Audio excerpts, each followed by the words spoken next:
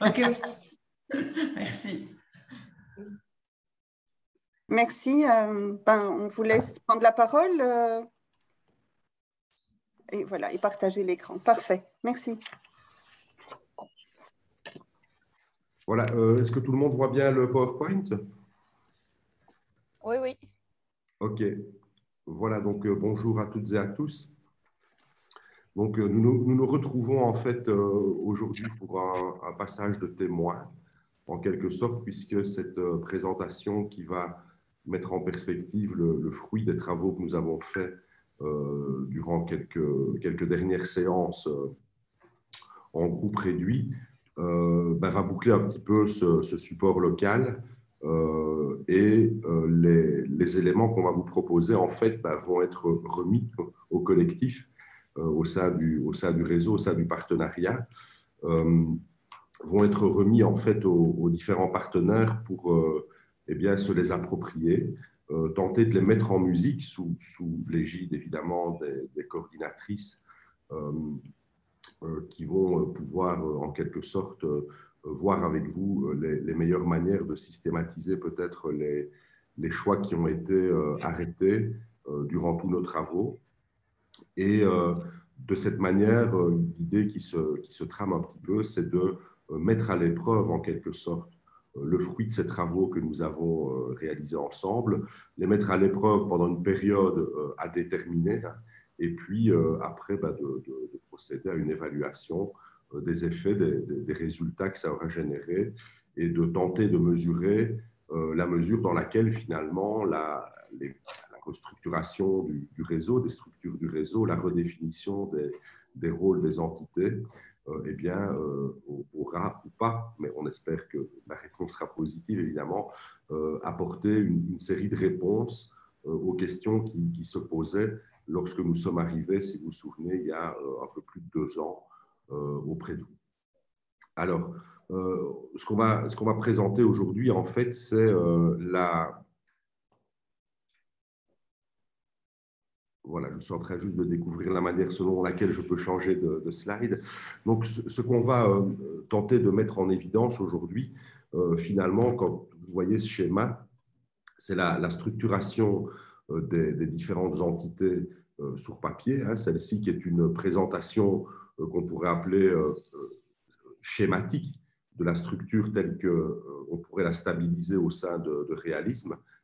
Et puis, nous allons passer en revue une série des entités qui sont ici. On ne saurait évidemment pas les faire toutes de manière hyper détaillée parce qu'il y a encore du contenu à définir, bien sûr, et des choix à opérer.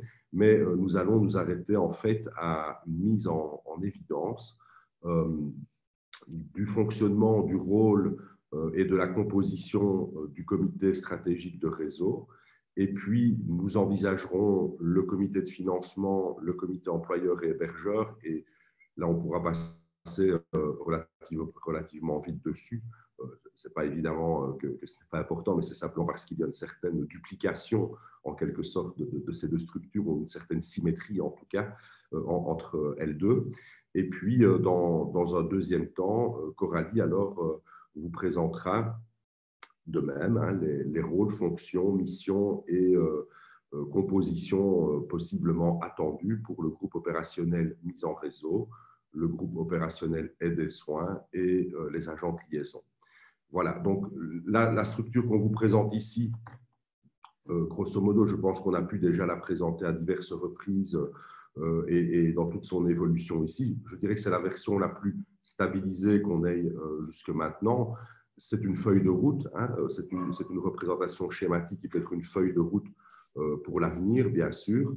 Je dirais que les formes ont leur importance, mais les flèches ont aussi leur importance, bien évidemment, puisque les flèches représentent les zones et les canaux de communication à entretenir et développer de manière telle à garantir au mieux la fluidité du passage d'informations et la transparence du fonctionnement au sein du réseau, de manière telle à ce que chaque partenaire, par rapport à son positionnement dans cette structure, eh bien, puisse disposer de toute l'information nécessaire à faire correctement entre guillemets, son travail de partenaire, hein, et à le répercuter au sein de son organe et de son organisation d'appartenance.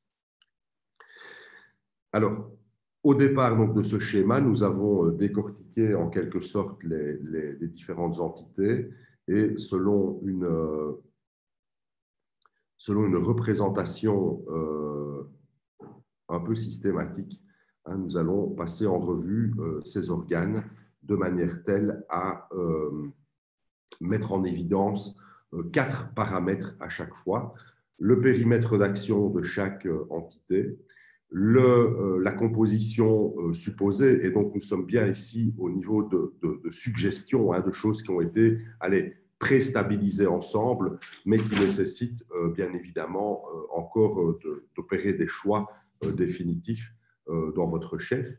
Le mandat des membres de ces entités et puis les principes généraux de fonctionnement. Donc, vous comprendrez qu'ici, on est vraiment dans une posture de, à la fois, suggestion stabilisée sur base d'échanges qu'on a eus avec des partenaires, d'une part, mais on n'est pas dans un degré de détail, hein, tel que pourrait l'être une description de fonction, par exemple, ou un profil de fonction, par exemple. Là, on n'a pas pu descendre, évidemment, à ce niveau de précision, et je pense que ça peut faire l'objet d'une première réflexion collective, entité par entité, que de mettre en avant les niveaux de détail plus fins par rapport à ceci. Ah.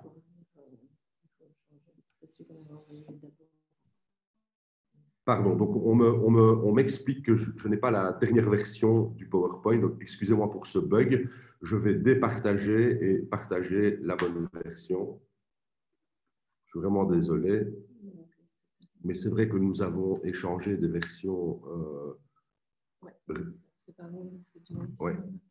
Et comment est-ce que je peux… Donc, il faut arrêter le partage. OK, voilà. Et puis, si tu veux… Dans mes mails? Oui. Oui.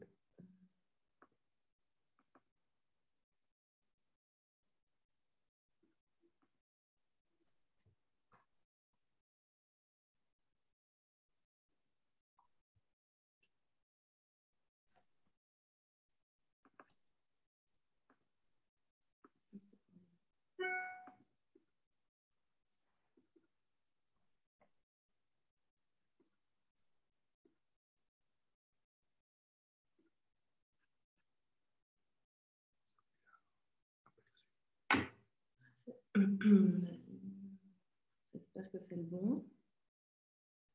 Oui. Désolé pour ce bug, c'est vendredi et je dois avouer que tous mes neurones ne sont pas nécessairement encore à la bonne place. Voilà, donc périmètre d'action, composition, mandat des membres, principe de fonctionnement. Donc on va les passer en revue très rapidement parce que le temps nous est compté, bien évidemment. N'hésitez pas à prendre la parole et à formuler vos remarques ou suggestions en cours de route. Mais comme je le répète, sachez que ceci devrait être ressaisi dans le cadre de travaux ultérieurs que vous allez mener en interne. Donc, le périmètre d'action d'un comité de réseau stratégique peut être défini comme un élément dans lequel ce comité va interagir donc, avec l'Assemblée des partenaires. Et donc, ça, c'est aussi un chantier qui est en cours de réflexion. Hein.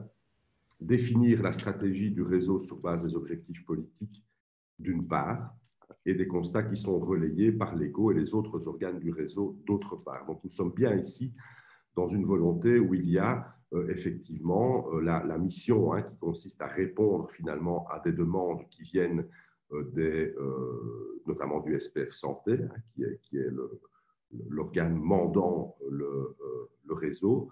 Mais à côté de cela, évidemment, le réseau a aussi toute une marge de manœuvre à exploiter de manière telle à mener à bien des projets propres.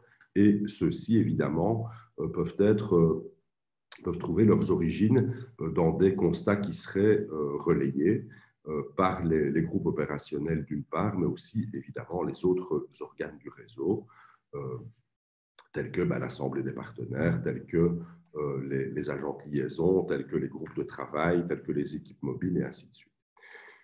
Le comité de réseau stratégique donne suite aux constats et demandes qui sont relayés par les autres entités du réseau. Donc là, c'est le travail de suivi, hein, c'est apporter une réponse et il mandate les différents GO en fonction de la nature du sujet ou de l'objet. Il va soit mandater les GO, soit des groupes spécifiques pour opérationnaliser ces objectifs stratégiques qui ont été définis en son sein.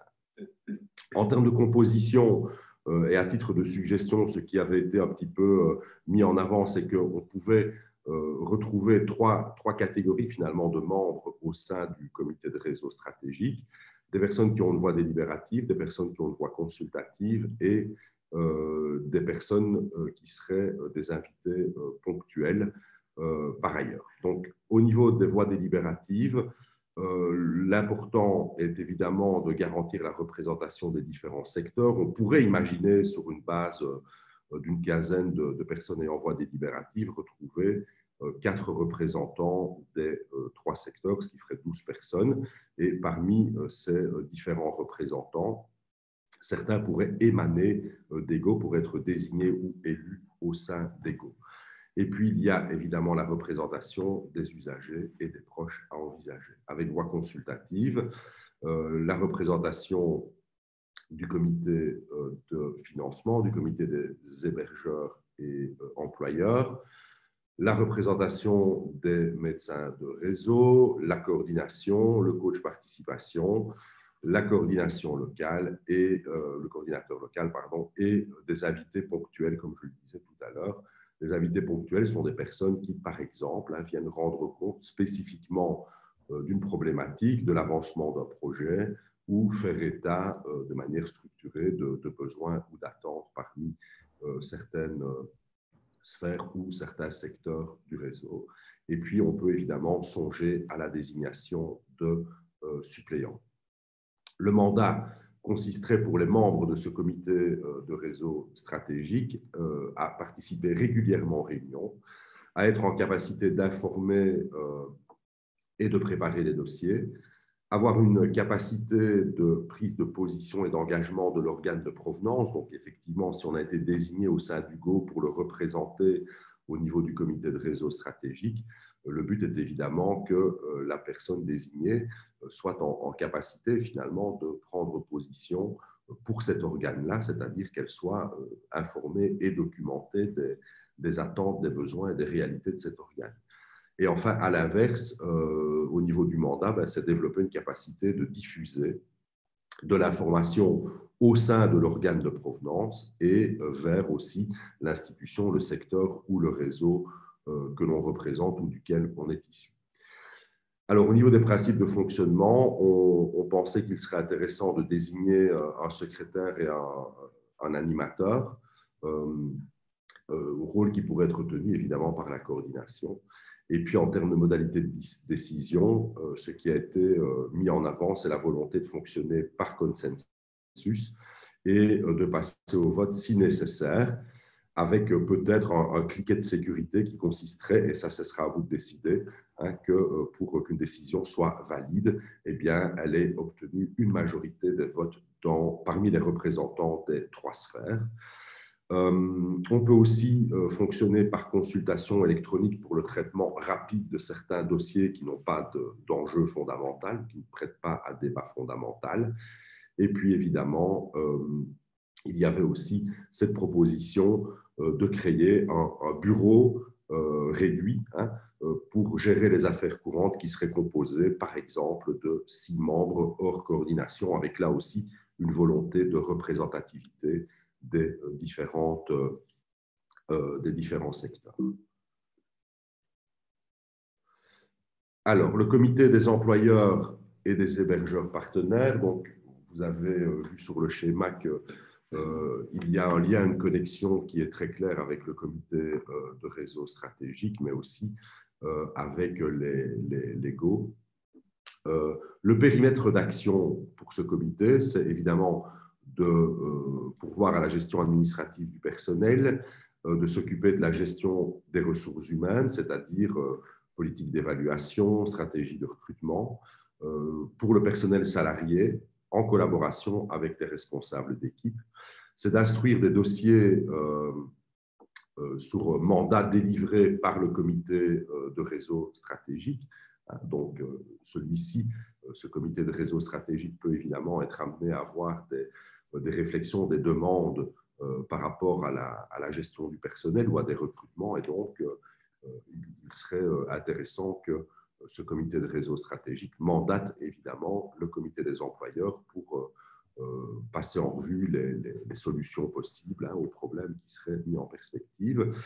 Un rôle important dans le périmètre d'action va consister à stabiliser les décisions qui concernent les employeurs et les hébergeurs partenaires en vue de présenter ces décisions et donc les dossiers ad hoc au comité de réseau stratégique. Donc l'idée, c'est vraiment de déplacer le centre de gravité du débat en ce qui concerne vraiment les questions techniques, par exemple en matière de gestion du personnel, de déplacer le centre de gravité du comité de réseau vers une entité qui est spécifiquement dédiée à cela. Et c'est à ce niveau-là évidemment que les débats se jouent et la décision stabilisée peut alors être ensuite présentée et soumise à la sagacité des membres du comité de réseau stratégique. Et le comité des employeurs et des hébergeurs partenaires va également, évidemment, veiller à relayer toute une série de constats qui concernent sa réalité et son domaine de compétences au comité de réseau stratégique. Alors, au niveau de la composition, évidemment, il est composé de représentants des institutions qui engagent ou détachent du personnel. On pourra y retrouver aussi le ou les gestionnaires d'équipes mobiles, la coordination et des invités ponctuels, le cas échéant, lorsque c'est évidemment indiqué. Imaginons qu'un groupe de travail ou un groupe de projet, à un moment donné, dispose d'un budget pour recruter un support ou un membre du personnel. Eh bien, on pourrait imaginer que pour penser cette activité-là, eh bien, il y ait un représentant de ce groupe de travail ou de ce groupe de projet qui soit invité aux réunions du comité des employeurs et des hébergeurs partenaires pour discuter de ce dossier-là. Le mandat, c'est de participer régulièrement aux réunions. C'est de nouveau, comme on l'a vu tout à l'heure, c'est un petit peu les mêmes éléments, mais ils sont tout à fait fondamentaux pour véritablement fluidifier l'exécution, la réalisation des activités. C'est cette capacité d'informer et de préparer les dossiers donc pour les membres qui seraient désignés au sein de ce comité, une capacité de prise de position et d'engagement de l'organe de provenance et cette capacité de diffusion de l'information au sein à la fois de l'organe de provenance et vers aussi des institutions, secteurs et réseaux représentés. Au niveau des principes de fonctionnement, nous pensions donc que le comité des employeurs et des hébergeurs pourrait déléguer, désigner un ou deux représentants au niveau du comité de réseau stratégique, qui pourrait par exemple avoir un mandat d'1 an, et puis après, avec un système de tournante, ce seraient d'autres personnes qui seraient désignées, de manière telle à ce que chaque employeur hébergeur, avec une périodicité assez cyclique et régulière, soit membre du comité de réseau stratégique, donc avoir un mandat qui est limité dans le temps avec ce système un peu tournant. Ce délégué donc sera responsable du bon transfert de l'information entre le comité des employeurs et des hébergeurs partenaires et le comité de réseau stratégique. Donc ça, ce sera vraiment un job fondamental, évidemment, qui est de soutenir ce transfert d'informations bidirectionnel entre les entités, et puis les modalités de prise de décision qui avaient été évoquées consisteraient à évidemment tenter de construire le consensus entre les membres. Alors, le comité suivant, c'est le comité de financement du réseau. Donc, on est exactement, je dirais, un petit peu sur, comme je disais tout à l'heure, le frère jumeau, la sœur jumeau, c'est un comité, donc le frère jumeau du précédent, puisque nous pensions qu'on peut répliquer assez aisément à la fois composition, mandat des membres et principe de fonctionnement. tout en sachant qu'évidemment, c'est au niveau du périmètre d'action que la différence va se situer, puisque ici, on est évidemment au niveau de la gestion administrative des finances du réseau. Un job qui va consister à instruire les dossiers sur demande du comité de réseau stratégique. Ce sera pourvoir à l'évaluation de la faisabilité budgétaire des projets qui font l'objet d'une demande du comité de réseau stratégique. Donc ça, c'est évidemment important puisque le savoir budgétaire et financier est concentré au sein des institutions qui sont dépositaires finalement de parties de budget. Donc c'est évidemment au niveau de cette entité-ci que ce savoir doit être mobilisé lorsqu'il y a des besoins financiers ou budgétaires au niveau du comité de réseau stratégique, et ce, pour mener à bien la stratégie ou pour confier des mandats à l'un ou l'autre groupe opérationnel ou groupe de travail. Alors, l'activité va consister à stabiliser la décision en vue de présenter celle-ci ficelée au mieux devant le comité de réseau stratégique. Donc, on est exactement sur la même logique que précédemment. Le centre de gravité du débat budgétaire se déplace vraiment pour être instruit et mis en perspective à ce niveau-ci. Et puis, les possibilités, les décisions possibles en matière budgétaire, alors, une fois ficelées et instruites, sont rebasculées vers le comité de réseau pour entérinement, discussion, amendement, mais en tout cas, tout le travail de préparation a pu se faire en amont. Et enfin, on va évidemment avoir une fonction de relais des constats et des besoins émanant du comité de financement vers le comité de réseau stratégique. La composition, c'est idem que tout à l'heure. On est avec des représentants des institutions donc, qui sont dépositaires des budgets, la coordination et des invités ponctuels, c'est la même chose. Les mandats des membres, c'est de participer régulièrement aux réunions, c'est d'avoir une capacité d'information et de préparation des dossiers, une capacité de prise de position et d'engagement de l'organe de provenance et une capacité de diffusion des informations pertinentes en matière budgétaire au sein soit de l'organe de provenance et vers l'institution, le secteur et le réseau représentés. Enfin, principe de fonctionnement, donc on pourrait envisager que les réunions du comité de financement se fassent dans la foulée des réunions du comité des hébergeurs et des employeurs. Donc ça, c'est quelque chose qui pourrait peut-être, si certaines personnes sont les mêmes dans l'une ou dans l'autre, ou s'il y a un enchaînement d'informations, on pourrait imaginer qu'elles se fassent à la suite de l'autre. Ça, c'est ce qui avait été suggéré par certains membres du groupe avec lequel nous venons de travailler. Au niveau du comité de financement, on va avoir la délégation de 1 ou 2 délégués pour le comité de réseau, avec un mandat d'1 an et une responsabilité pour le transfert d'informations et des modalités de prise de décision qui reposent sur le consensus. Donc, voilà pour cette première salve d'entités présentées. Et je vais passer la parole à Coralie, sauf s'il y a des questions à ce stade-ci. Mais si ce n'est pas le cas, je vais… C'est bon? Je n'ai que quelques caméras, donc si quelqu'un veut parler, qu'il ouvre son micro et qu'il ou elle parle, mais je n'entends pas de voix, c'est bon.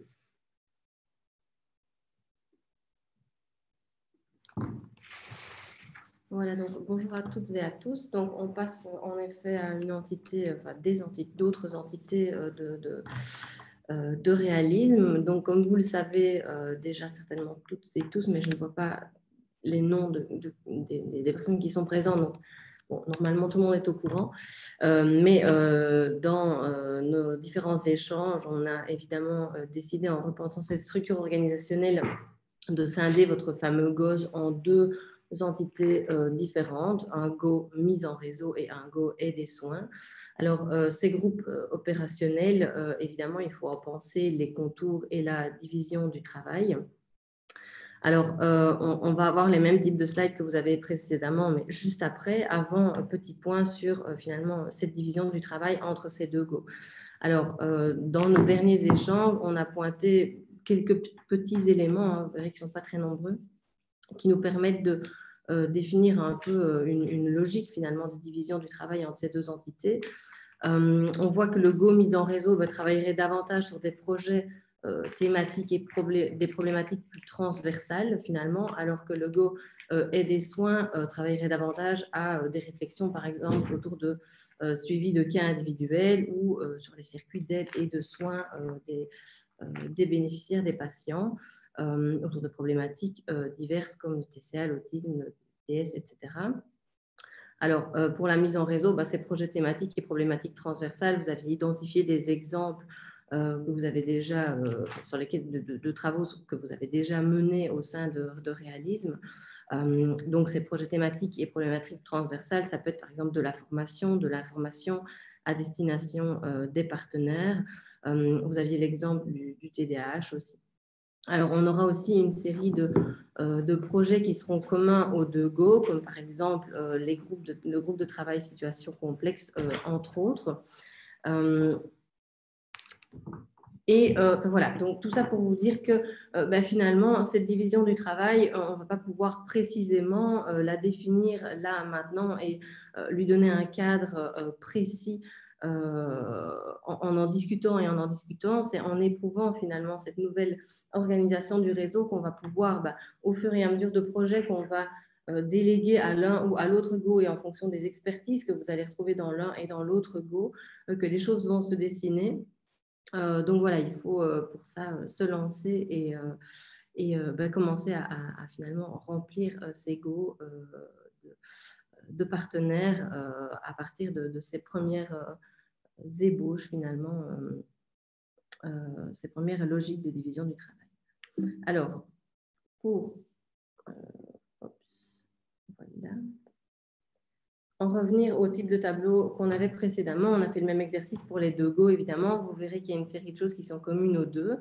Alors, en termes de périmètre d'action, mais évidemment, voilà, le Go mise en réseau travaille à finalité du collectif. Donc, oui, le petit retour slide, diapo, pardon, ce n'est pas numéro 8, c'est numéro 6. On a changé l'ordre des slides. Donc, il travaille bien à finalité du collectif et de manière générale, il stimule la mise en réseau. Il a évidemment pour mission d'opérationnaliser des dossiers qui lui sont confiés par le comité de réseau stratégique et à l'inverse, en bottom-up, de proposer à ce comité stratégique des thématiques, des questionnements, des constats sur base de données finalement qu'il va récolter dans ses différents travaux. Soit à travers les groupes projets, les agents de liaison ou simplement directement à travers les membres du Go. Il va instruire des dossiers sur mandat, évidemment, du comité de réseau stratégique. On avait, je pense, souligné l'exemple du plan stratégique qui doit être validé par le comité de réseau. Mais évidemment, c'est un dossier qui peut tout à fait être instruit par les Go, puisqu'ils peuvent directement travailler à l'élaboration de ce plan stratégique. Alors, ce Go mise en réseau va aussi évidemment assurer le suivi des différentes actions qui lui sont rattachées sur base d'un reporting, d'échanges avec les différents groupes projets et via les agents de liaison, évidemment. De manière générale, ce Go mise en réseau va aussi veiller au développement de la logique réseau au sein de Réalisme. C'est une de ses missions centrales. Et enfin, il se rendra disponible à l'égard des agents de liaison pour le suivi des actions.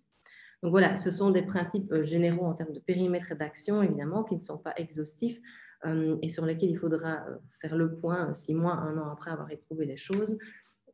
Mais voilà, donc des principes généraux. En termes de composition, des discussions, il émanait l'idée que le Go devrait idéalement être composé de 12 à 15 membres qui représenteraient les 3 sphères qui composent le réseau et les différents arrondissements que recouvre le réseau.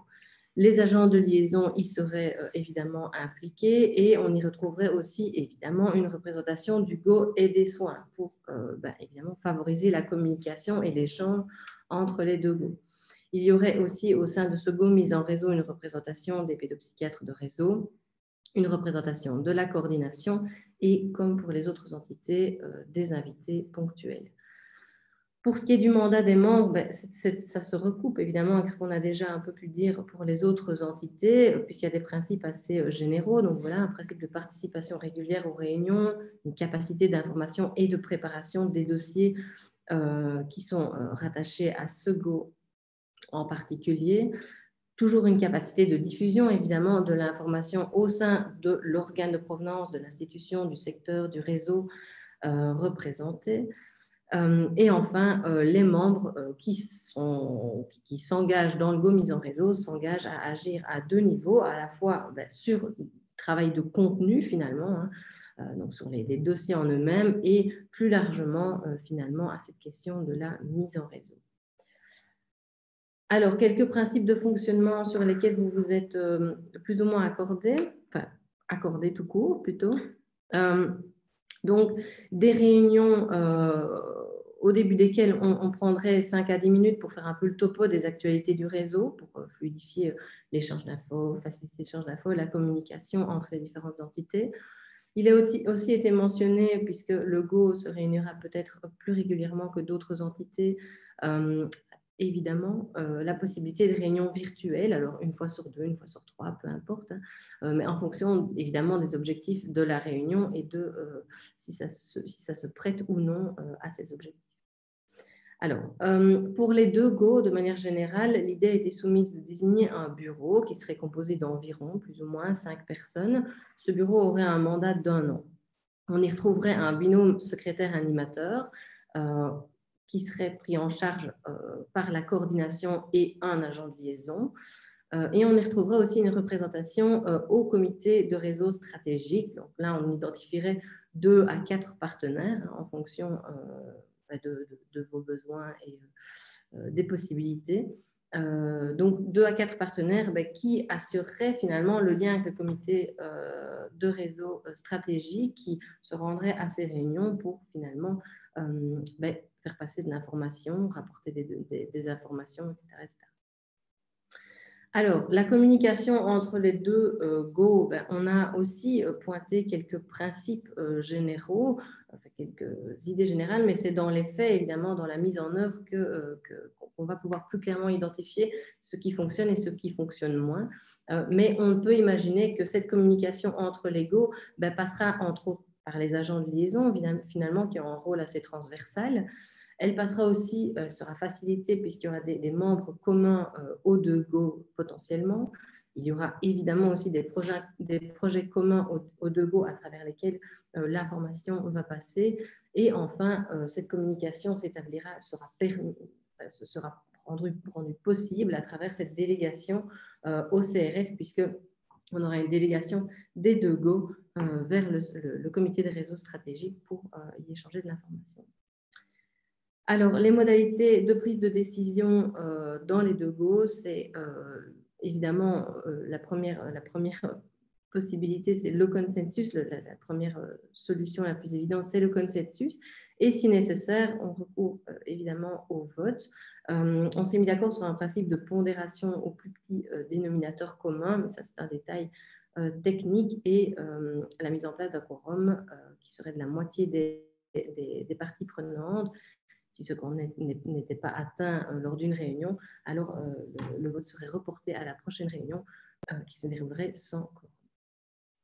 Voilà. Donc ça, c'était pour le GO mise en réseau. Si on passe maintenant au GO et des soins, vous verrez qu'il y a plusieurs choses évidemment qui sont les mêmes. Alors, en termes de périmètre d'action, évidemment, là, ça diffère un tout petit peu puisque le GO et des soins va travailler davantage à finalité de l'individu, bien qu'il soit aussi impliqué dans une réflexion autour de la politique de soins du réseau de manière générale.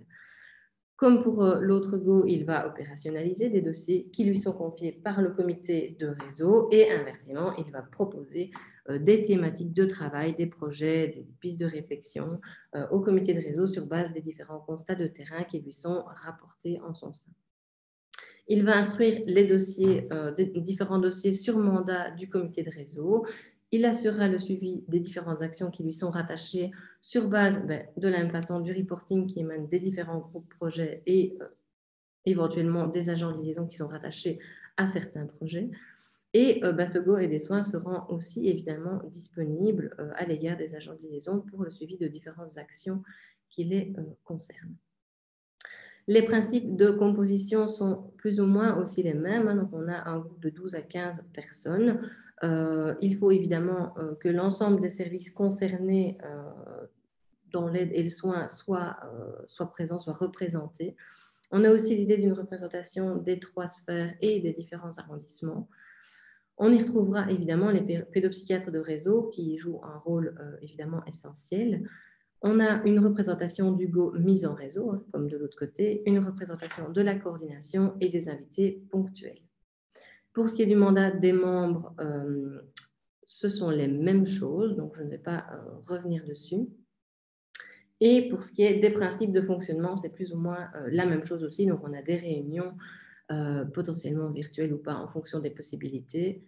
On a un bureau qui fonctionnera de la même façon. Alors, on peut se dire que pour un Go, on a besoin de 4 partenaires représentants au CRS et de l'autre côté 2 ou 3. Voilà, on n'est pas tenu à faire la même chose précisément des deux côtés à ce niveau-là.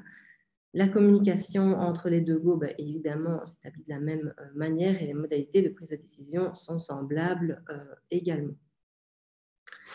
Donc, voilà pour les deux Go.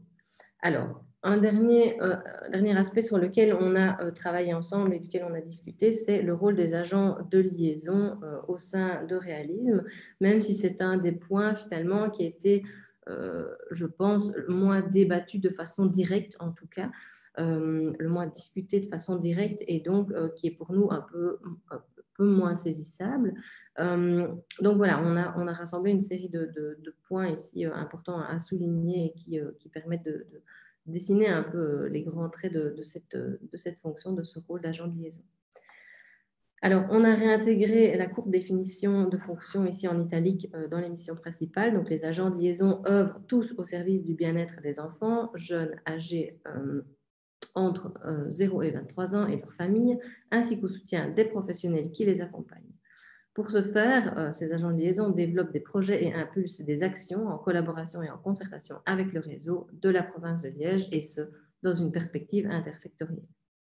Alors, de manière générale, les agents de liaison réalisent un travail transversal d'intervision entre les différents secteurs autour de thématiques porteuses. Donc, chaque agent de liaison se voit en charge de thématiques spécifiques. Il travaille dans une philosophie de travail commune et évidemment, certains projets peuvent mobiliser plusieurs agents de liaison. De manière générale, les agents de liaison ont aussi pour mission de veiller aux besoins et aux attentes du secteur.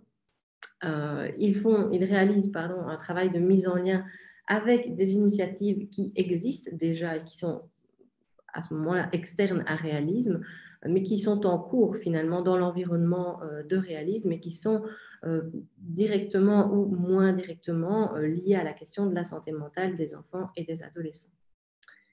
Alors, ces agents de liaison vont aussi du coup coordonner certains groupes porteurs ou projets, ou groupes de projets, ou groupes de travail, peu importe comment on les appelle. Et quand ils ne coordonnent pas ces groupes projets, ils peuvent simplement y participer au même titre que d'autres partenaires. Ils participent aussi à toute une série de réunions. On a cité 2 ici, Mobilia, les réunions interprovinciales de différents types. Et il réalise aussi un travail de veille en termes de communication interne et externe, notamment à travers la désignation d'un responsable communication au sein des agents de liaison. Alors, en termes de mission, qu'on peut appeler plus secondaire, il y a évidemment une désignation d'une représentation au bureau des deux Go, d'un agent de liaison. Donc, on parlait tout à l'heure d'un bureau composé de 5 personnes avec un secrétaire, animateur, et donc il y aurait un binôme à ce niveau-là, donc un binôme agent de liaison coordination. Donc là, il faudrait une désignation d'agent de liaison pour assurer ce rôle. En fonction des différents dossiers, il participe à certaines réunions d'ego sur invitation ou de façon permanente. Ça, c'est à vous de voir. Alors, ils sont évidemment, c'est super important, en communication régulière avec l'ego sur les besoins et sur le suivi des actions. Les fréquences et les canaux sont à déterminer pour ce qui est de ces échanges-là.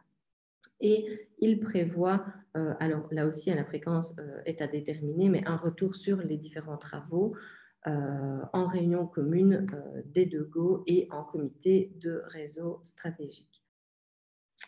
Voilà, donc ça c'était pour les agents de liaison. Et je cède la parole à Frédéric. Voilà, donc juste quelques petits derniers éléments pour présenter quelques questions qui restent ouvertes, et ce n'est pas du tout exhaustif, hein, mais c'est un ensemble de points qui restent, à notre avis, à considérer pour bien entamer la réforme. Donc, tout d'abord, comme je l'ai précisé tout à l'heure, il reste évidemment un travail de précision à propos à la fois des contenus concrets, hein, par exemple des zones d'activité particulières ou des domaines de compétences particuliers à chaque entité, de précision aussi des mandats des personnes et des différentes entités en tant que telles, quoi. Donc, voilà, ça c'est un travail qui, évidemment, doit se faire de manière un petit peu prospective. Donc, on peut reprendre une série de points et vous pouvez évidemment détailler quelques éléments. Et puis, c'est aussi certainement dans les premières semaines ou les premiers mois de fonctionnement que peuvent être ajoutées une série de choses par rapport à ces définitions. Alors, une question aussi tourne autour de la durée des mandats pour les différentes parties prenantes présentes dans le comité de réseau, les GO, les autres entités. Donc, on a mis à titre indicatif, par exemple, des mandats d'1 an pour les délégués des GO vers le comité de réseau, hein, mais c'est à préciser. Et puis, pour le travail de présence au sein même de ces comités de réseau et GO, il faut aussi que vous vous décidiez sur la durée de ces mandats. La fréquence des réunions pour chaque entité, donc ça c'est à vous de voir. La définition des canaux de communication entre les entités, donc on a tracé les flèches pour montrer les flux qui étaient selon nous indispensables à formaliser, hein, mais au-delà du design de ces flèches et de ces flux bidirectionnels, il faut encore donner évidemment du concret, hein, et voir quels sont les outils et les instruments de communication qui peuvent être mobilisés. Mettre aussi en perspective un approfondissement des modalités de fonctionnement pour l'Assemblée des partenaires. Et donc, voilà, ça reste évidemment un chantier à envisager. Et puis, certainement aussi de penser à la question de l'évaluation finalement de l'action qui est menée et de tenter de définir un canevas pour cette évaluation de manière telle à avoir toujours un tableau de bord qui permette de consigner finalement les actions en cours, les dossiers en cours, ceux qui ont fait l'objet de décisions et d'opérationnalisation, ceux qui sont pendants mais qui devraient être opérationnalisés, puis ceux peut-être qui restent en réserve et qu'il faudra saisir par la suite.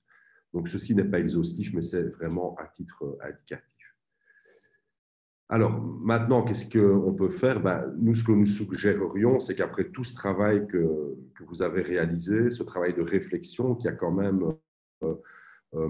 représenté finalement un effort important pour plusieurs membres et plusieurs partenaires, mais je pense qu'il faut passer maintenant à l'acte, c'est-à-dire mettre à l'essai cette structure, donc penser la redéfinition des contours du comité de réseau, des différents comités, plus les groupes opérationnels, les structurer véritablement.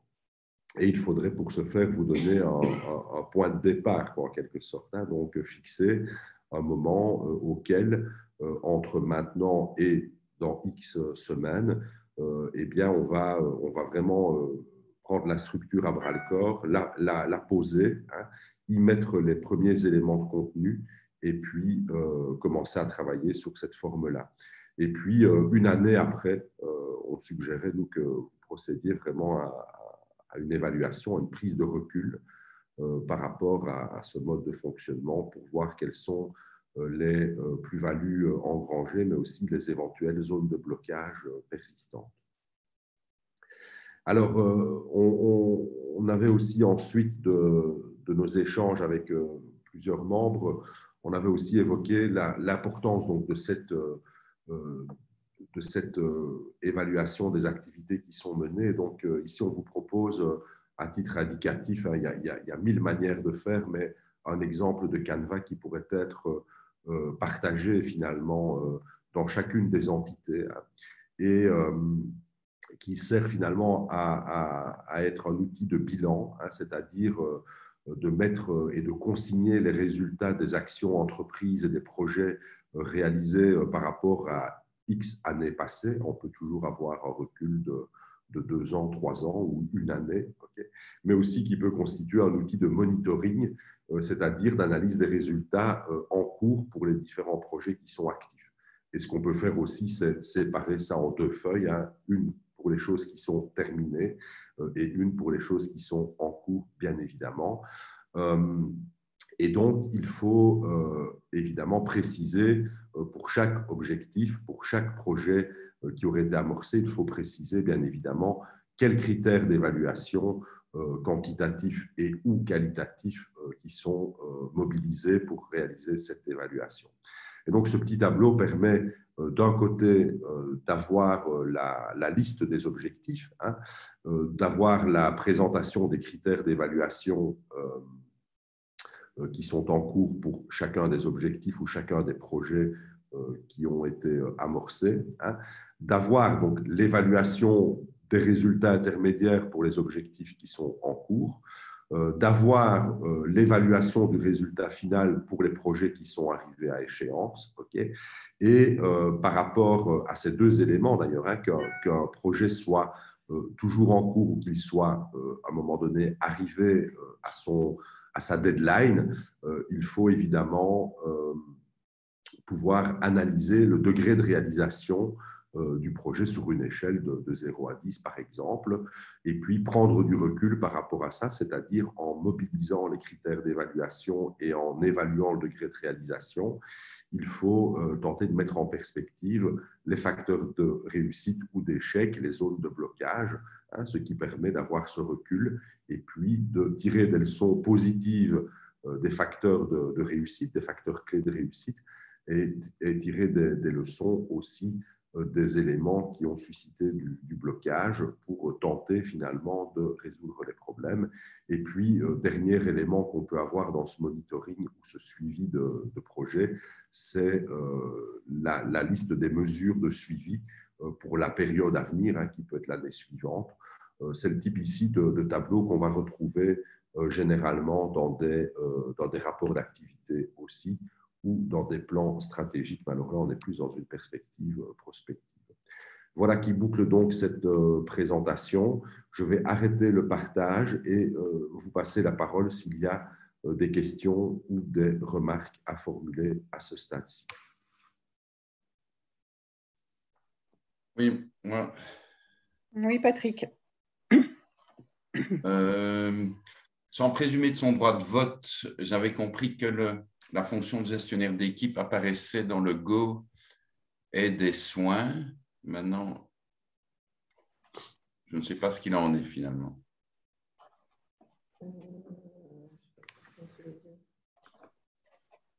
Coralie reprend. Ça peut être une simple omission de notre part, et auquel cas on la réintègre tout de suite. Mais de toute façon, on va réfléchir sur la composition de chacun des Go. Donc, bien sûr, ce n'est pas une liste exhaustive, je pense. Donc, on va voir un petit peu comment est-ce qu'on répartit les choses. Oui, donc absolument. Mais c'est vrai qu'à la dernière rencontre, c'est vrai, Patrick, on avait dit que mardi dernier, enfin il y a 2 semaines, on avait dit que le gestionnaire d'équipe était dans ce Go-là. Monsieur Van der Velde. Oui, j'ai apprécié beaucoup la présentation et surtout la finale sur. Pardon. Oui, j'ai apprécié beaucoup la présentation et surtout la finale sur le Go for It. C'est un chouette groupe. On apprend. Le gestionnaire d'équipe, c'est vrai qu'on a mis dans la composition du Go et des soins ensemble des services concernés. Donc, moi, un peu peut-être naïvement, j'entendais là-dedans qu'évidemment, le gestionnaire d'équipe y était, mais je peux rajouter les lignes. Non. Oui, ben, non, c'était pour éclaircir le point. Ça va, ok, ouais. Et je voudrais revenir sur la lecture que moi j'ai de ces deux Go. J'ai été assez intéressé par une lecture des réseaux en termes macro, méso, micro. Il me semble que le Go mise en réseau correspond au niveau méso, c'est-à-dire comment est-ce que les différents partenaires s'organisent entre eux. Je m'entends en écho. Tandis que le Go et des soins concerne le niveau micro, c'est-à-dire le rapport immédiat aux jeunes. Et donc, on va être dans quelque chose de plus clinique pour ce qui est du Go et des soins, et quelque chose de plus organisationnel dans ce qui est du Go, donc mise en réseau. Et je disais ça parce que souvent, quand on est membre d'une institution, on peut l'être à différents titres. Soit on l'est en tant que représentant de la direction, soit on est une petite main de terrain. Mais je pense que pour une même institution, je citais par exemple l'ONE, on pourrait trouver un représentant de l'ONE en tant qu'institution qui se trouverait dans le Go mise en réseau, et une PEP de terrain qui pourrait éventuellement se trouver dans le réseau. Qu'est-ce que j'ai dit donc dans le réseau existant, et l'autre dans le réseau mis en réseau. Enfin bon, bref, vous m'avez compris, j'espère. Je peux peut-être rebondir sur ce que vient de dire Dr Lerminio. Alors, c'est plus large que les aspects cliniques, hein, puisqu'on est aussi, peut-être on peut être dans le rétablissement, on peut être dans des dimensions d'accompagnement individualisées, mais plus large que la clinique. Alors, je retire le mot clinique s'il y a une acception trop restreinte. Donc, effectivement, santé mentale aux côtés du jeune, au sens presque physique du terme. OK ? Je suis d'accord que ça prend l'entièreté. Il n'y a pas de volonté de tirer la couverture au côté plus médical ou plus pathologique. Alors, j'avais peut-être envie de réagir aussi par rapport à un point en particulier, c'est par rapport au fait qu'on pourrait, dans la foulée, comme tu as dit, Frédéric, avoir cette réunion des comités des employeurs hébergeurs partenaires, et dans la foulée, le comité de financement réseau. Alors, nous, ce qu'on a fait, c'est on a mis davantage de réunions des comités d'employeurs partenaires, puisqu'il y a quand même pas mal de personnes qui sont mises à disposition et que les questions d'organisation sont récurrentes. Mais par rapport au comité de financement réseau, en fait, c'est plus lié au calendrier des hôpitaux receveurs, c'est-à-dire que c'est plus global, et donc on en a moins sur l'année. Voilà, c'était juste pour ne pas... OK. Oui, je comprends ce que tu veux dire, évidemment. Oui, c'est ça, je comprends ce que tu veux dire. Maintenant, ça peut être au sens noble du terme à deux vitesses, quoi. C'est-à-dire, si l'un se réunit très fréquemment, lorsque l'autre se réunit moins fréquemment, cette réunion-là peut quand même être pensée en lien avec la réunion de l'autre côté. Mais effectivement, il ne faut pas toujours avoir la même systématicité si les ordres du jour ou les dossiers ne le nécessitent pas. Il vaut toujours mieux épargner son énergie que la dépenser inutilement, alors qu'elle peut être investie ailleurs. Je suis totalement d'accord. Voilà. Merci beaucoup. Merci. Est-ce que je peux poser une question? Je ne vois pas la petite main pour demander la parole. Catherine Dingeloff. Oui. Pour partir en fait du terrain, pour voir si j'ai bien capté, bien compris. Par exemple, nous, sur le terrain, on constate beaucoup de nécessité d'intervision sur ce qu'on a appelé, vous vous souvenez, dès le départ de la création du réalisme, les incasables. Et donc, en particulier à Alpha, on a vraiment des situations complexes ainsi dont on attendrait beaucoup d'avoir une réflexion au réalisme. Et donc, si j'ai bien compris, ça pourrait être organisé par les agents de liaison, mais il me semble aussi avoir compris que ça pourrait avoir une place dans le Go, aide et soins. Est-ce que vous pouvez m'expliquer un peu l'articulation, si un service devait formuler une demande ou plusieurs services parce qu'ils travaillent à plusieurs effectivement en réseau autour d'une situation et qu'ils ne s'en sortent pas, concrètement, comment est-ce que ça marcherait? Si vous voulez la politesse aux agents de liaison, il y a déjà des choses en cours. Alors, il y a des situations, un groupe qui travaille les situations cliniques qu'on appelle le jardin pour tous, et puis une réflexion plus méta sur comment est-ce qu'on pourrait organiser les choses entre institutions pour que ça fonctionne mieux. Et ça, c'est ce qu'on a baptisé le groupe situation complexe, parce que le mot incasable ne peut pas être prononcé, donc nous ne dirons pas incasable parce qu'incasable ne peut pas se dire. J'ai peut-être que... se dire, il est vraiment heurtant et il nous fait mal, et pourtant c'est notre réalité. Et c'est pourquoi entre nous on continue à l'utiliser justement pour secouer le cocotier, si vous permettez. Oui, non, mais si on veut vraiment pouvoir l'utiliser, je propose un casé, ce qui permet de rester dans le concept sans être stigmatisant. Oh, tout à fait. Donc voilà, donc il y a ces deux choses qui sont en route. Alors effectivement, on est un peu, voilà, je crois qu'on est au début de la relance des choses, et en plus on a été un peu submergé par la rentrée, et ce sont les agents de liaison qui sont à la manœuvre des deux côtés pour organiser ces deux groupes, comme beaucoup d'autres d'ailleurs.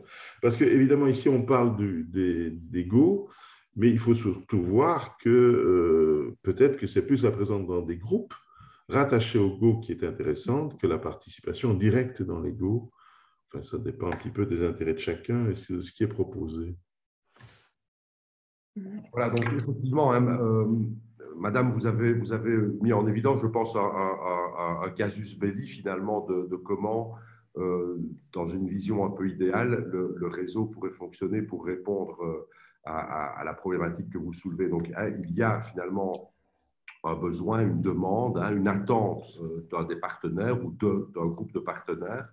Et donc, dans la structure actuelle, en tant que partenaire, vous allez être positionné quelque part dans le réseau. Ça va être à définir soit comme représentante de votre secteur dans un DEGO, ou soit membre d'un groupe de travail, ou soit dans l'assemblée des partenaires. Mais quoi qu'il en soit, par le jeu des canaux de communication qu'il va falloir mettre en place, quoi qu'il en soit, de manière assez rapide, lorsqu'un besoin, lorsqu'une demande, une attente de ce type-là va voir le jour finalement dans votre zone de travail et de compétences, cette information-là, en suivant un canal de communication, devrait à un moment donné arriver assez rapidement au comité de réseau stratégique. Qui alors devrait le porter à l'ordre du jour et avoir un débat, une discussion pour formuler une réponse à la demande, aux besoins ou aux attentes que vous avez. Alors là, de deux choses l'une, où le comité de réseau stratégique définit que c'est effectivement une urgence stratégique à prendre en compte, et auquel cas, le job alors du comité de réseau stratégique, c'est d'amorcer finalement le processus qui va voir la demande, le besoin ou l'attente être transformé en une action concrète en réponse à un objectif qui sera fixé. Par exemple, l'objectif, ça pourrait être d'augmenter, je ne sais pas moi, d'augmenter la coopération interorganisationnelle entre différents types de prestataires de manière telle à mieux intégrer les personnes qui ont des problématiques complexes et multiples et qui ne trouvent pas nécessairement leur place dans des endroits qui sont monomatières, si vous voulez. Donc, ça, c'est l'objectif qu'on va fixer. Et donc, le comité de réseau, normalement, assez vite, va soit mandater directement un des deux GO, si c'est quelque chose qui relève plus des aspects micro ou méso, comme M. Lhermignot l'a dit, mandater ce groupe-là pour passer à l'action. Donc là, c'est définir un plan d'action avec la définition d'un cahier des charges, d'une deadline pour avoir des résultats intermédiaires et définitifs et d'amener finalement les propositions de solutions au comité de réseau qui pourra alors les entériner et le projet et les objectifs devraient alors avoir été pris en considération. Le comité de réseau stratégique peut aussi définir qu'un besoin ou qu'une attente particulière est effectivement importante, mais qu'elle n'est peut-être pas prioritaire au moment où elle arrive et donc peut décider, par exemple, de la situer dans un temps à venir défini, pour dire, voilà, ce sera la prochaine priorité stratégique qu'on prendra en compte, ou le comité de réseau peut dire à un moment donné, écoutez, là, on est dans quelque chose qui tombe un petit peu de notre spectre d'activité et nous allons, par exemple, réorienter le besoin, l'attente ou la demande vers une autre entité ou une autre réalité, on va dire, organisationnelle. Donc, ça, c'est un petit peu le cheminement qu'on entrevoyait. Il y a des besoins et des demandes qui flottent, qui sont connus et sus de différentes entités, ou de différents partenaires, et par la présence immanquable, normalement, des différents partenaires dans l'une ou l'autre instance du réseau, avec cette volonté d'avoir toujours une force de communication ascendante vers le comité de réseau, théoriquement, et ça va être l'exercice à faire, théoriquement, ça devrait faire l'objet d'une mise à l'agenda, d'une prise de décision et d'un mandat à l'égard d'une entité qui serait alors chargée de mettre en place un plan d'action et éventuellement aussi d'interagir avec le comité financier ou le comité des hébergeurs si des questions de personnel ou de budget sont en jeu. OK, est-ce que ça répond un peu à votre question? Est-ce que ça éclaircit les choses? Peut-être, si je peux ajouter, Frédéric, par rapport à ce que tu viens de dire, c'est que, bon, le modèle que vous proposez, avec l'aménagement qui est le fruit de réflexion de tous les participants au support local, est lié aussi à tout ce qui a déjà été fait. Et donc, ces plans d'action existent. Peut-être maintenant, il faut travailler sur une manière de communiquer qui vous permette aussi de mieux percevoir ce qui est fait. Mais par exemple, par rapport à ta question très, si j'ai bien compris, Catherine, pratico-pratique, il y a un agent de liaison, et même avec d'autres agents de liaison, ils travaillent aussi en binôme, mais pas que les agents de liaison, d'autres intervenants qui travaillent justement sur cette thématique d'un jardin pour tous, en fait, et des problématiques complexes. Et donc, il y a différents niveaux. Un niveau plus aide et soins, donc par rapport au Go. Donc, c'est, si tu veux, une sorte de groupe porteur qu'on pourrait mettre dans le schéma pour animer ce schéma d'éléments qui se font actuellement et libeller ces groupes porteurs par les thématiques qui sont portées, mais au niveau du réseau. Et donc, ce qu'il y a, c'est que ça vient de redémarrer. Il y a eu pas mal de petits ajustements aussi à ce niveau-là, au niveau d'un jardin pour tous. Donc, c'est en train de redémarrer. Mais alors, on va aussi réfléchir. On a, dans la foulée, avec ce travail que nous avons mené avec l'Uliège, on a aussi un nouveau site réalisme qui permet de communiquer davantage et mieux et d'être plus visible. Donc, on va aussi vous donner des informations pour pouvoir communiquer aussi les dates des groupes porteurs qui seront mis en place en fonction des différentes thématiques qui ont déjà été, on va dire, validées. Mais donc, dans la nouvelle organisation, un service ou 2-3 services lambda, je vais dire comme ça, contacte un agent de liaison à tout le moins et puis lui gérera la demande de toute façon.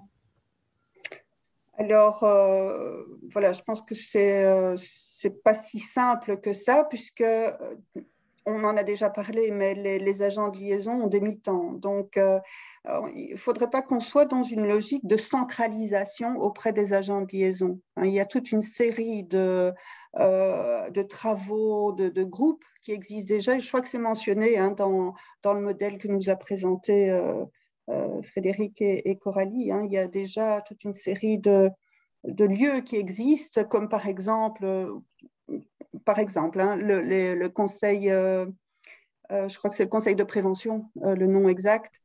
Et là, il y a aussi des choses qui sont traitées comme les situations complexes. Et donc, un jardin pour tous, mais sous une autre formule, quoi. Donc, voilà, ce n'est pas uniquement les agents de liaison. Ce qui a été dit pour ce qui était du travail des agents de liaison, c'est que ceux-ci avaient toutes les matières, tous les jeunes, toutes les régions doivent pouvoir être concernés.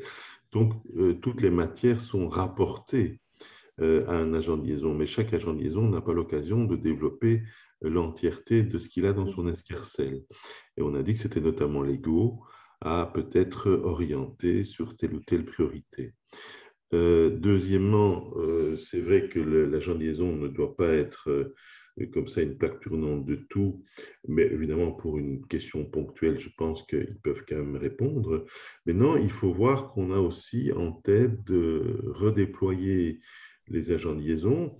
Il y en a 5 qui vont être davantage tournés sur un nombre de matières, va-t-on dire, de profils de jeunes. Et puis, il y en aurait une qui serait davantage dans le chapitre communication, interface, communication interne et externe au réseau. Et peut-être que cette personne-là pourrait aussi jouer un rôle quand, c'est une question que je pose, pas une affirmation, quant à ce type d'interpellation, puisqu'elle se trouverait peut-être en position d'interface. Stéphanie? J'avais envie de réagir par rapport à l'agent de liaison communication. Donc, j'ai vu ici au niveau du schéma qu'a priori, l'agent de liaison communication serait dans les 2 Go, donc avec une participation régulière, mais en plus une fonction soit d'animation, soit de secrétariat en binôme avec la coordination de réseau. Moi, ça me fait un peu peur en termes de charge de travail. On a déjà des réunions de liaison un vendredi matin sur 2, plus participer à des réunions régulières, puisque j'entends que les 2 Go se réuniront de manière assez, alors intense, je ne sais pas si c'est le mot, mais en tout cas de manière très régulière. Donc, ça veut dire 2 espaces supplémentaires avec peut-être des réunions communes à certains moments. Et on sait qu'assurer une fonction de secrétariat ou d'animation, ce n'est pas le genre de choses qu'on peut improviser sur le moment. Ça nécessite aussi une charge de travail supplémentaire. Et donc, j'aurais simplement envie qu'on soit vigilant aussi à justement prioriser aussi ces actions à cet agent de liaison communication, en sachant que nous, l'idée, c'était vraiment que cette personne soit un peu le fil rouge par rapport à toutes nos actions. Et donc, ça a vraiment du sens que cette personne soit présente dans l'ego, justement, pour faire le lien entre les 2. Mais à côté de ça, il y aura d'autres missions qui lui incomberont, notamment la gestion de la page Facebook, la page YouTube. On a parlé des immersions aussi. Il y aura du soutien par rapport à la diffusion d'événements. Et c'est toujours un mi-temps. Donc voilà, c'est simplement un petit point d'attention. Ne le mettons pas en burn-out avant même d'être engagé. Merci Stéphanie. Monsieur Barrault? Oui, mais je voulais justement réagir par rapport à cet agent de communication qui va être recruté prochainement. Moi, j'avais envie de dire, il a quand même un mi-temps. Et non pas il n'a que un mi-temps. Il a quand même un mi-temps pour mettre tout ça en place. Et donc, ce sera peut-être à évaluer en fonction du temps qui passe. Mais enfin, c'est quand même quelqu'un qui a ça dans ses missions notamment. Voilà, je pense qu'avant qu'il ne tombe en burn-out, il faudra qu'on lui mette la possibilité, qu'on lui propose la possibilité de crier au secours, évidemment. Mais il a quand même un mi-temps. Alors, moi, je voulais un peu... Ce n'est pas le lieu ici pour en discuter, mais je ne sais pas où serait le lieu pour en discuter. Je trouve que le Go réseau, c'est le lieu des agents de liaison. Et moi, j'aurais bien imaginé qu'elles y participent toutes. Alors, OK, peut-être qu'on n'est pas le temps, mais que effectivement l'agent communication qui fait un peu interface soit un partenaire assez présent auprès de la coordination de soins. Alors qu'on pourrait voir le même pendant du côté comment est-ce qu'on l'appelle, aide et soins, où, par exemple, l'entièreté des médecins réseau pourrait être présent, mais que la coordinatrice des agents de liaison vienne en présence, vienne faire un petit peu l'interface en tant que représentante de l'autre GO, tout comme un médecin réseau peut être de l'autre côté en tant que représentant de l'autre GO. Donc voilà, il me semble qu'on a des lieux et des lieux où on peut être interpellé, où on peut interpeller. Et voilà, moi je l'aurais vécu comme ça. Et donc on peut aussi voir le GO comme un lieu qui vous plaise, vous les agents de liaison, dans lequel vous pouvez être bien, dans lequel vous pouvez poser des questions et vous sentir soutenu. Bien sûr. Enfin, voilà, je pense que dans l'absolu, on aurait envie de pouvoir y être, de pouvoir y être nombreuses et de pouvoir faire des retours très réguliers sur toutes les actions qu'on mène, les constats, les besoins qui émergent, etc.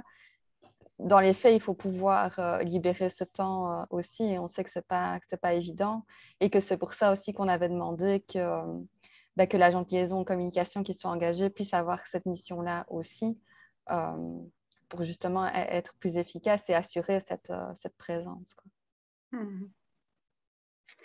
Merci beaucoup. Je pense qu'on va clôturer la première partie, à moins que vous ayez encore peut-être moi, des je choses dois à quand ajouter. même dire que le gros problème, qui va peut-être être plus au niveau du comité de réseau que des GO, ça va être la désignation des membres, hein, parce que nous devons faire attention aux 3 sphères, nous devons faire attention aux 3 régions, et puis on sait que le côté santé mentale est très friand d'être présent, c'est moins le cas pour les autres sphères. Donc voilà, ça va être, il faudra qu'on se penche sur comment est-ce qu'on va distribuer les choses. Et donc, ça se posera aussi pour la composition des GO, mais je pense que ce sera plus compliqué encore pour celle de la composition du comité de réseau.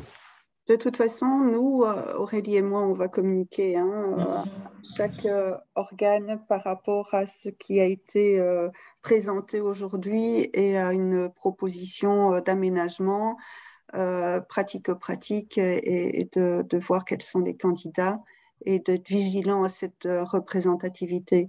Alors que ce soit pour le comité de réseau, pour le comité des employeurs et des hébergeurs partenaires, la question ne se pose pas, hein, ça c'est simple. Pour le comité de financement réseau, ça devrait aller.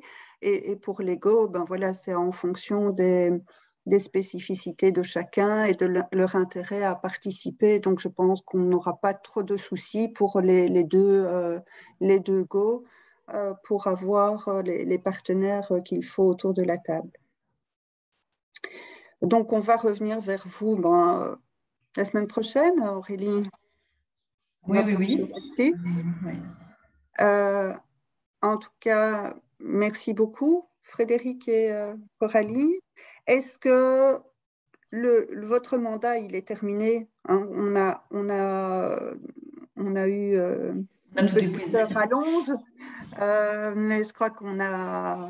Voilà, mais j'imagine que si on veut faire, par exemple, le point dans 6 mois, je peux encore voir avec le SPF et vous recontacter, c'est possible? Alors, sur le principe, nous, de la disponibilité, oui, bien sûr, et sur l'autorisation formelle, ça revient au SPF. Ouais. Mais voilà, quoi qu'il en soit, Coralie et moi, on tenait vraiment à vous souhaiter le meilleur pour la suite.